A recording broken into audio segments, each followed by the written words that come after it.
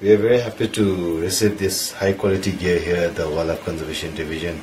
We are very grateful to the supplier, the Grigori Company, based in the US, and more particularly to the International Fund for Animal Welfare and the Wildlife Trust of India for having initiated sending this high quality gear to the Wildlife Conservation Division. We want to send this gear to those places in the very remote area where there's a very high need. And in fact, from the present consignment that we have received, we have identified two places.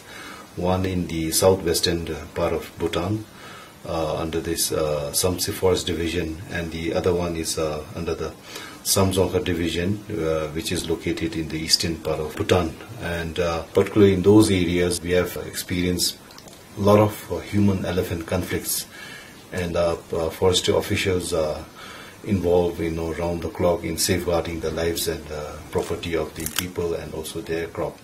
And we are confident that the gear that we are issuing to them will be put to the best use, especially like when they are attending to this problem in the field. So once again, I'd like to convey a sincere thanks to the donors, International Fund for Animal Welfare and the Wildlife Trust of India.